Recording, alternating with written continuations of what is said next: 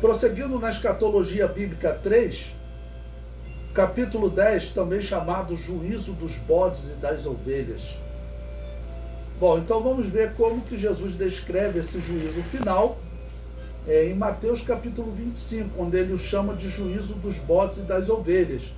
E mais uma vez eu vou repetir, o juízo final, a igreja, ela não estará sendo julgada. Então, se alguém lhe perguntar, no juízo final você vai aparecer como bode ou como ovelha? Nenhum nem outro, porque os bodes estão sendo julgados e as ovelhas também. E no juízo final você não estará sendo julgado, você estará julgando. Então, número 1, Cristo virá em glória. É a primeira coisa que Jesus diz. E quando o Filho do Homem vier em sua glória, e todos os santos anjos com ele, então se assentará no trono da sua glória. Bom, esse texto aqui é uma descrição do juízo final. Alguns intérpretes erradamente pensam que esse texto está falando daquele juízo que nós estudamos no início do milênio. Mas nós veremos ao fim desse texto, claro, seguindo a regra de contexto, que está falando do juízo final, porque esse texto de Jesus vai concluir falando de vida eterna e condenação eterna.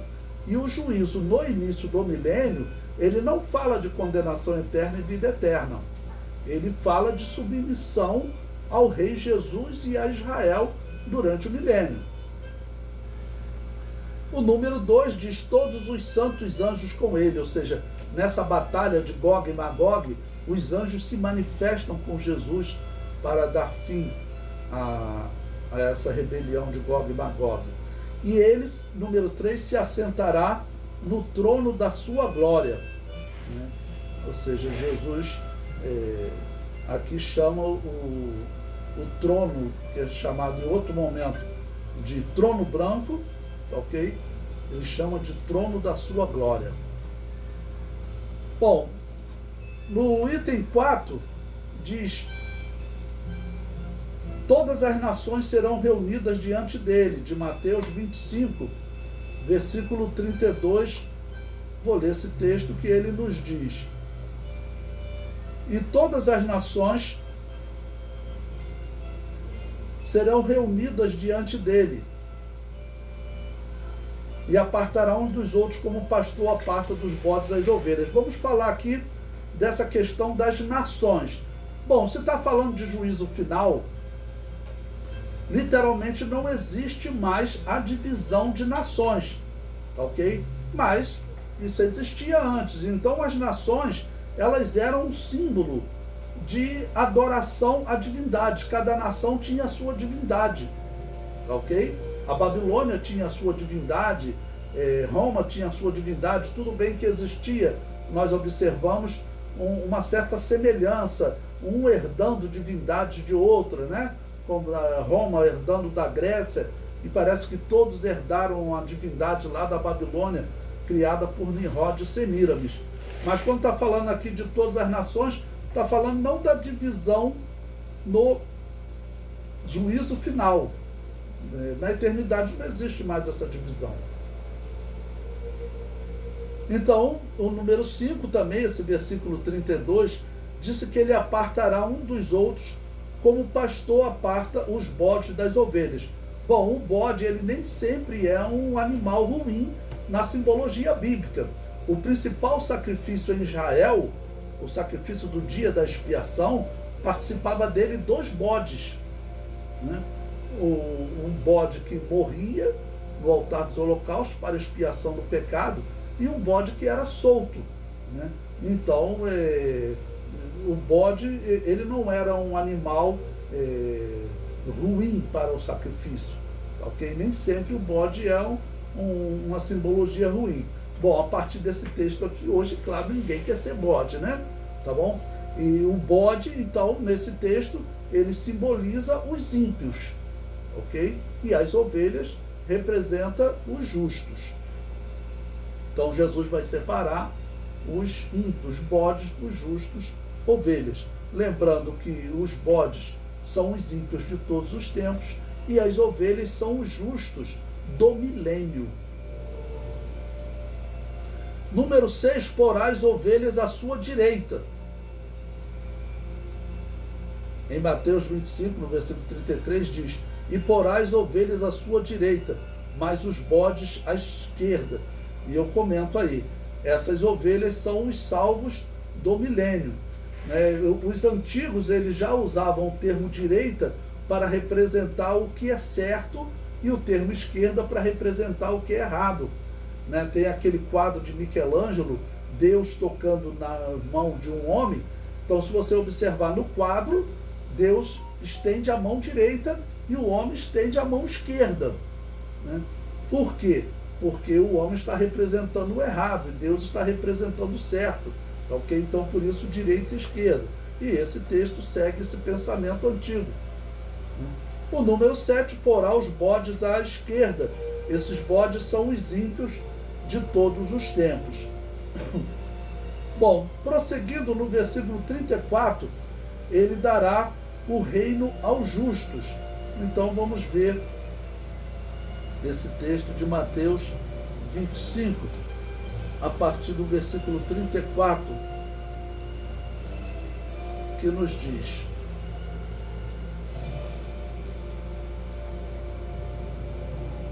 então dirá o rei aos que estiverem, ou seja, ao justo,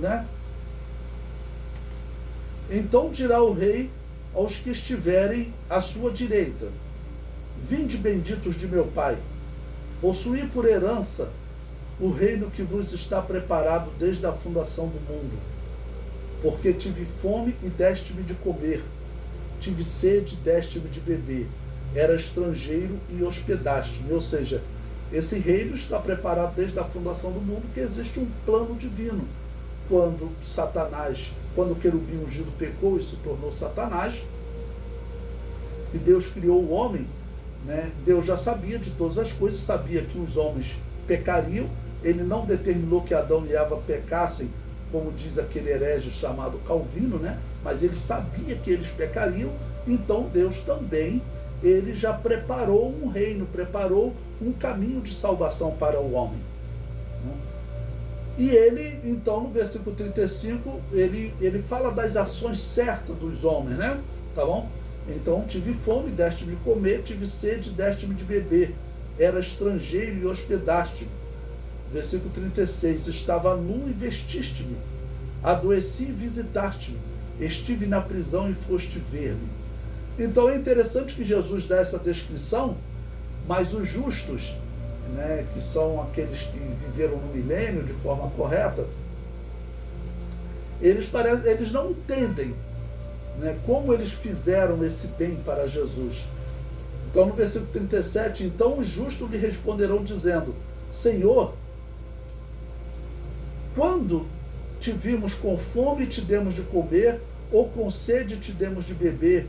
E quando te vimos estrangeiro e te hospedamos, ou nu e te vestimos? E quando te vimos enfermo ou na prisão e fomos ver-te? E respondendo o rei, lhes dirá: em verdade vos digo que quando fizeste a um desses meus pequeninos irmãos, a mim o fizeste. Então está falando da relação deles, a relação entre o justo, entre os homens durante o milênio. Bom, já para os ímpios, claro, vai tratar de toda a existência da humanidade, tá ok?